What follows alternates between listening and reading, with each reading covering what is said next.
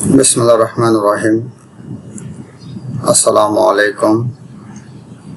আজকের seminar session 2 এর বিষয় হলো বেসিক থার্মোডাইনামিক্স অফ রেফ্রিজারেশন। এর মধ্যে আমরা যা জানবো principal of heat transfer, refrigeration cycle. এর মধ্যে উল্লেখযোগ্য হলো Carnot cycle, vapour compression, refrigeration cycle. উপস্থাপনায় আমি আবু মোহাম্মদ আতিকুল্লাহ, চিফ ইন্সট্রাক্টর ও বিভাগীয় প্রধান technical refrigeration and air conditioning RSA, Dhaka polytechnic institute, Tejgaon শিল্প এলাকা, ঢাকা 1208।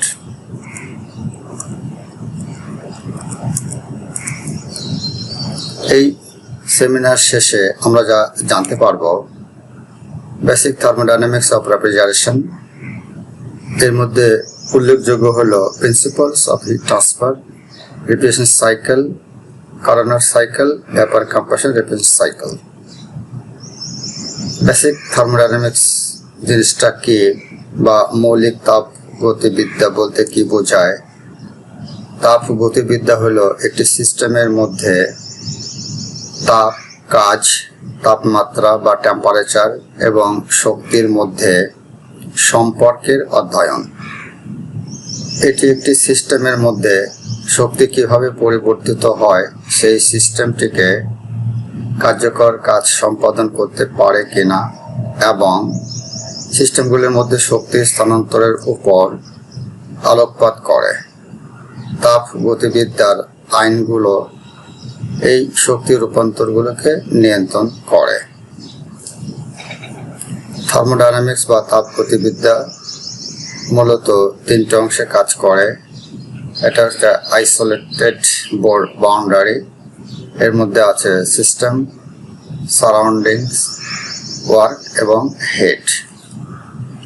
সিস্টেম, বাউন্ডারি, সারাউন্ডিংস এবং systems. Basic thermodynamics of refrigeration বা হিউম্যানের ক্ষেত্রে থার্মোডাইনামিক্সের মূলনীতি হলো রেফ্রিজারেশন সিস্টেমগুলোর তাপ গতিবিদ্যার নীতির উপর ভিত্তি করে কাজ করে। মূলত বাষ্প সংকোচন চক্রে বা ভেপার কম্প্রেশন সাইকেলে, যার মধ্যে একটি রেফ্রিজারেন্ট বা পরিবাহী তরল অবস্থার পরিবর্তন জড়িত। এই চক্রটি এমন একটি রেফ্রিজারেন্ট ব্যবহার করে যা কম তাপমাত্রায় তাপ শোষণ করে বা লো টেম্পারেচারে হিট অ্যাবজর্ব করে, তারপর হাই টেম্পারেচার বা উচ্চ তাপমাত্রায় তাপ ঘনীভূত করে বা কনডেন্সড হয় বা তরল হয় এবং তা বর্জন করে বা প্রত্যাখ্যান করে, কার্যকরভাবে ঠান্ডা এলাকা থেকে উষ্ণ বা গরম এলাকায় তাপ স্থানান্তর করে। এর মধ্যে উল্লেখযোগ্য মূল উপাদানগুলোর মধ্যে রয়েছে একটি সংকোচকারী কন্ডেন্সার, সম্প্রসারণ ভালভ এবং বাষ্পীভবন বা কম্প্রেসর, কন্ডেন্সার, এক্সপানশন ডিভাইস বা ইভাপোরেশন। এগুলো হচ্ছে মূল অংশ ভেপার কম্প্রেশন সাইকেলের। এই হচ্ছে একটা ভেপার রেফ্রিজারেশন চক্রের তাপ গতিবিদ্যার মূল অংশ। চারটে আমরা জেনে নেই।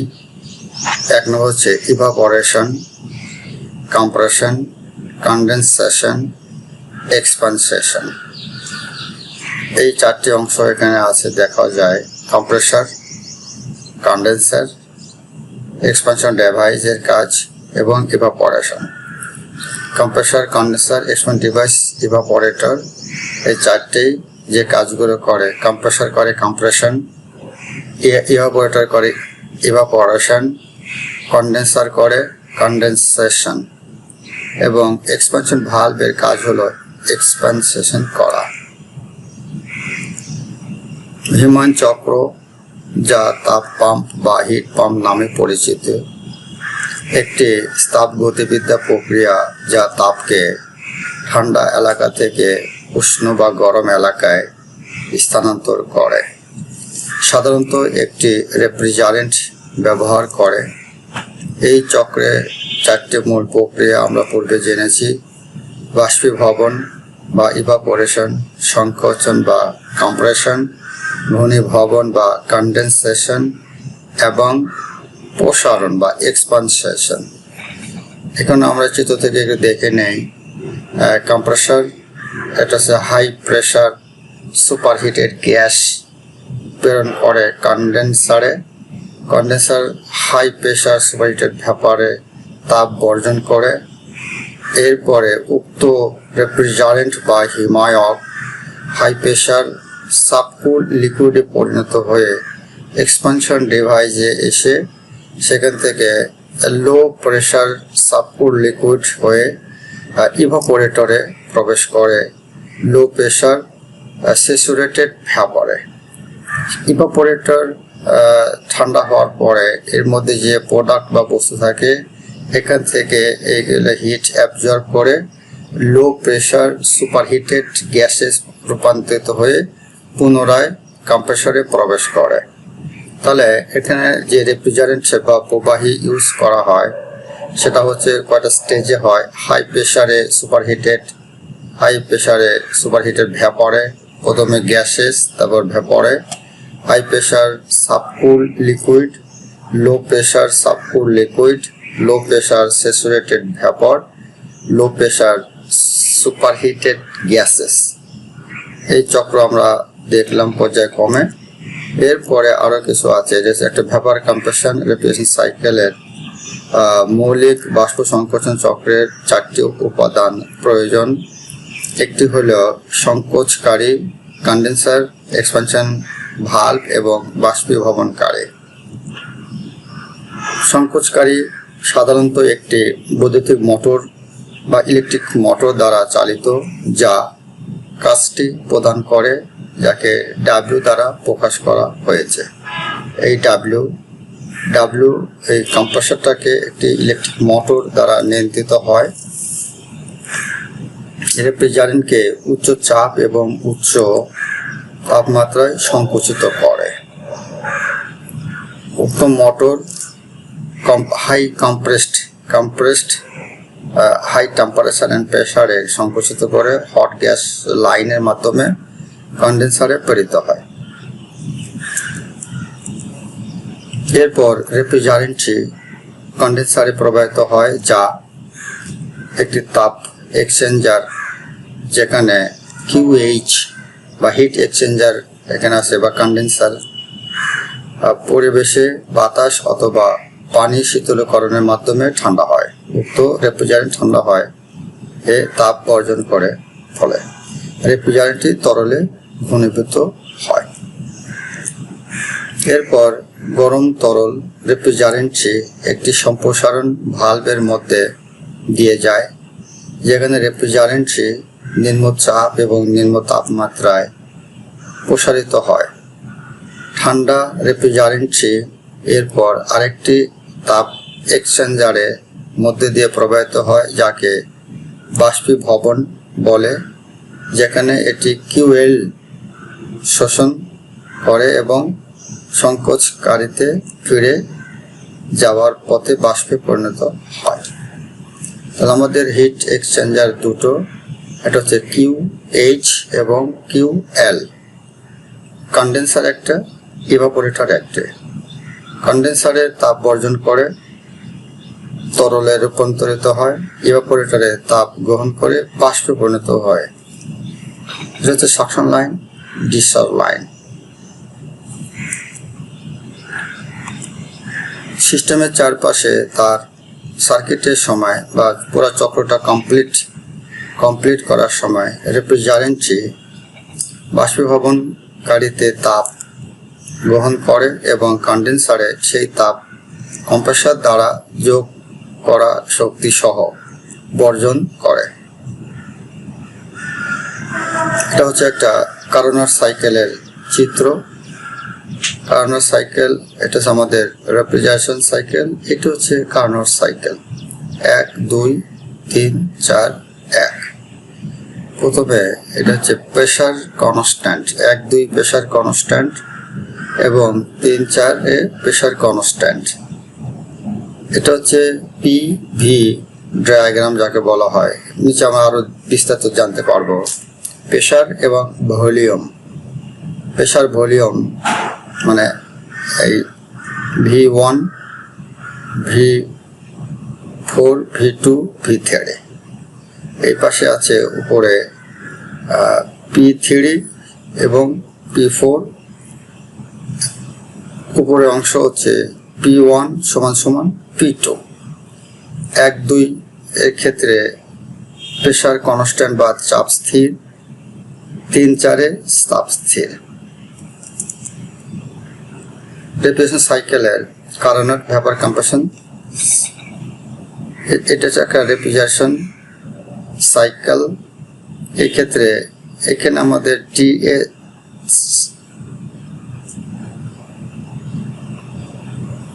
ডায়াগ্রাম আমরা একটু পরে দেখব।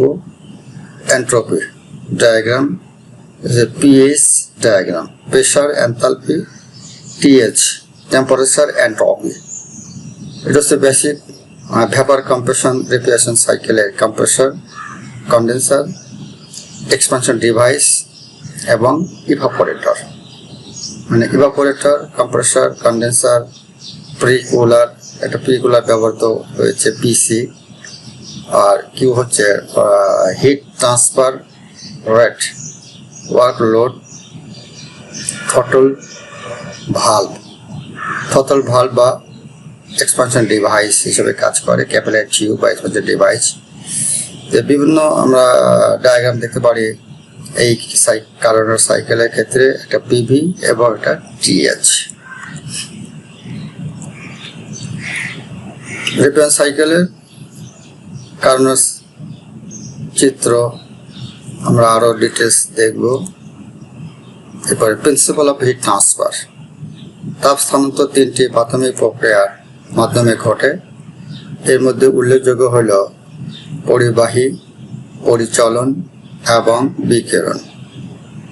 পরিবাহীতে সরাসরি যোগাযোগের মাধ্যমে তাপ স্থানান্তর, তরল চলাচলের মাধ্যমে পরিচালন এবং তড়িৎ চুম্বকীয় তরঙ্গের মাধ্যমে বিকিরণ জড়িত।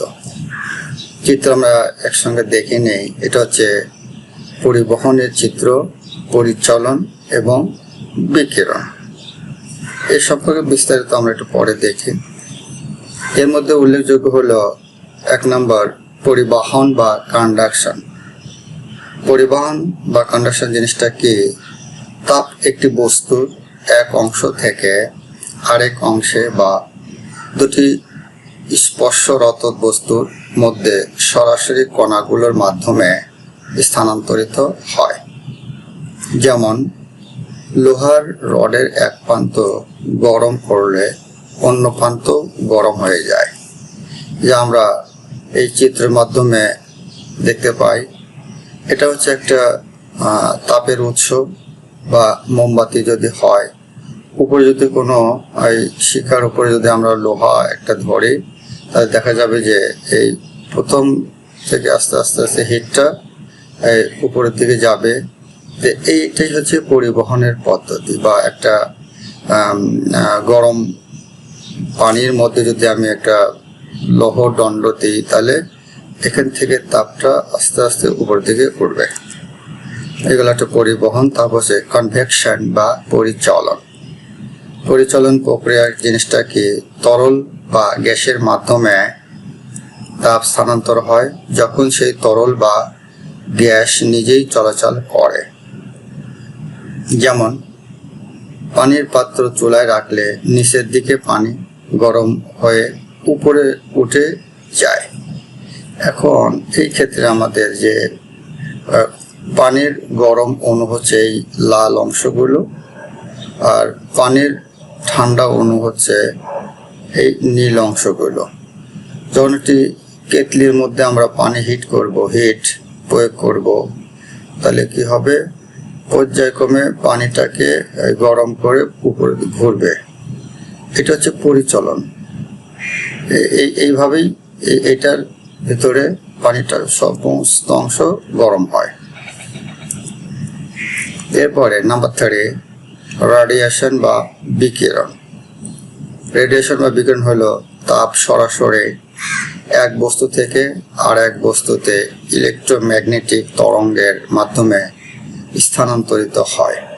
কোনো মাধ্যমের প্রয়োজন হয় না। এক্ষেত্রে মাধ্যম ছাড়াই যে তাপ এক স্থান থেকে অন্য স্থানে আসে সেটা হচ্ছে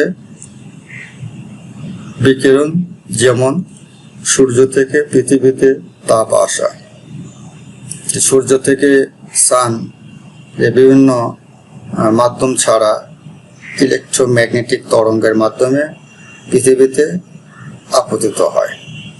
অথবা যদি আমরা আগুন জ্বালাই, আগুন থেকে যে হিটগুলো আমরা অনুভব করি এটা হচ্ছে রেডিয়েশন। বা পারমাণবিক ক্ষেত্রে তাপগুলো এভাবে বিচ্ছুরিত হয় বিভিন্ন জায়গায়। Mathematical representation and calculation of heat transfer, এই ক্ষেত্রে আমরা দুটো সূত্র দেখতে পারি। একটা হচ্ছে ফুরিয়ারের পরিবাহীর সূত্র।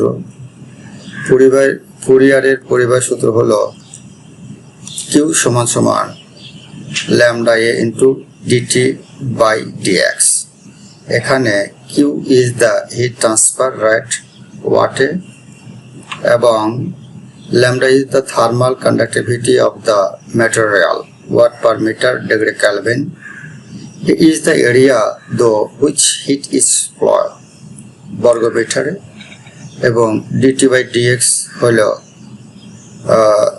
one dimensional temperature gradient। আরেকটা সূত্র আছে নিউটনের শীতলীকরণ সূত্র। এই ক্ষেত্রে কিউ সমান সমান H into A TS minus T alpha. এখানে Q is the heat transfer rate, H is the convective heat transfer coefficient, A হলো area, TS is the surface temperature কেলভিনে, টি ওমেগা সমান ইজ দ্য অ্যাম্বাইন টেম্পারেচার। এক্ষেত্রে হতে পারে T I এবং T O. Inside temperature বা surface temperature, এটা হচ্ছে অ্যাম্বাইন টেম্পারেচার বা পারিপার্শ্বিক তাপমাত্রা। কার্নোট সাইকেলে আমরা বিস্তারিত একটু জেনে নেই। কার্নোট চক্র হলো একটি তাত্ত্বিক শক্তি চক্র এবং এটি একটি তাপ ইঞ্জিনের তাত্ত্বিক সর্বোচ্চ প্রদর্শনের জন্য ব্যবহৃত হয়। আইসোথার্মাল তাপ সংযোজন এবং প্রত্যাখ্যান উভয় প্রক্রিয়ায় অর্জন করা খুবই চ্যালেঞ্জিং, কারণ এর জন্য বৃহৎ তাপ এক্সচেঞ্জার বা হিট এক্সচেঞ্জার এবং খুব দীর্ঘ তাপ স্থানান্তর সময় প্রয়োজন। এটা হচ্ছে কার্নোট সাইকেলের বিস্তারিত একটা চিত্র। ইঞ্জিনের ক্ষেত্রে ইঞ্জিনের সিলিন্ডার এবং পিস্টন যখন নিচের দিকে চাপ দিবে সংকুচিত হয়ে যাবে, উপরে উঠলে প্রসারিত হবে। আর পিভি ডায়াগ্রাম, টিএস ডায়াগ্রাম, এক্ষেত্রে শুরু হবে 1 2 3 4। এখান থেকে টিএস এর ক্ষেত্রে 1 2 3 4। এটা হচ্ছে বর্গাকৃতি, এটা একটু অন্য শেপে। এই ক্ষেত্রে আমাদের বড় একটা দেখবো আমরা পরে। আইসোথার্মাল 1 2 আইসোথার্মাল প্রসেস এবং 3 4 আইসোথার্মাল, আর 2 3 হচ্ছে adiabatic process, 1 4 adiabatic process. PV ডায়াগ্রামের ক্ষেত্রে পিভি হচ্ছে প্রেসার, পি হচ্ছে ভলিউম। ডিটেলস আমরা একটু দেখি।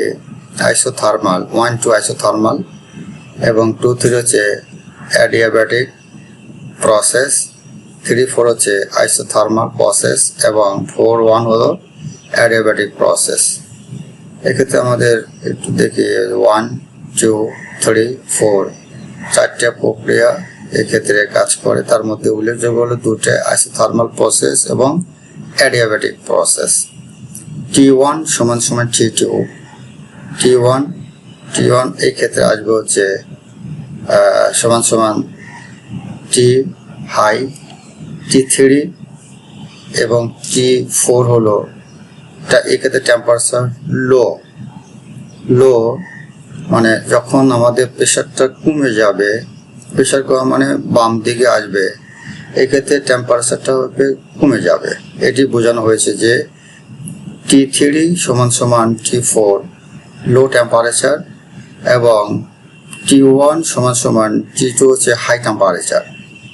কারণ প্রেশার উপরে দিকে ইন্ডিকেট করে, আর ভলিউম যদি বেড়ে যায় এক্ষেত্রে টেম্পারেচারও বেড়ে যায়। ভলিউম কমে গেলে প্রেশারটা ক্ষেত্রে দেখাচ্ছে লোড দেখাচ্ছে।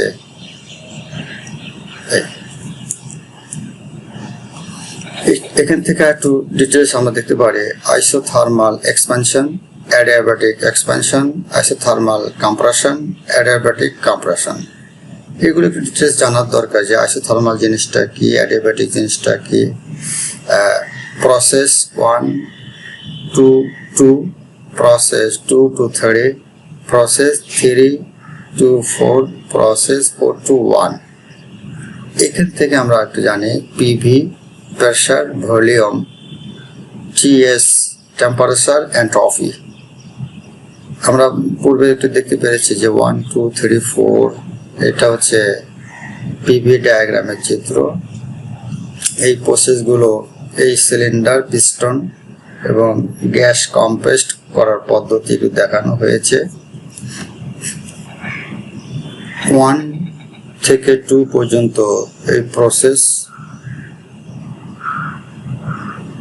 2 থেকে 3 পর্যন্ত প্রসেস এই লেভেল দেখায় এবং 3 থেকে 4 এই ক্ষেত্রে প্রসেস দেখাচ্ছে। এটা হচ্ছে আইসোথার্মাল কম্প্রেশন। আর প্রসেস 4 to 1 অ্যাডিয়াব্যাটিক কম্প্রেশন। এটা হচ্ছে একটা আইডিয়াল পিভি ডায়াগ্রামের চিত্র বা আদর্শ পিভি ডায়াগ্রাম। এক্ষেত্রে আমাদের ভলিউমের রেঞ্জ Q1 আর Q2। এক্ষেত্রে আমাদের T = 300, T এখানে হচ্ছে 200। এটা একটু বিস্তারিত নিয়ে পরবর্তীতে আলোচনা করা হবে। এটাও একটা কার্নোট সাইকেলের পিভি ডায়াগ্রাম। 1 2 না লিখে এবার A B C D।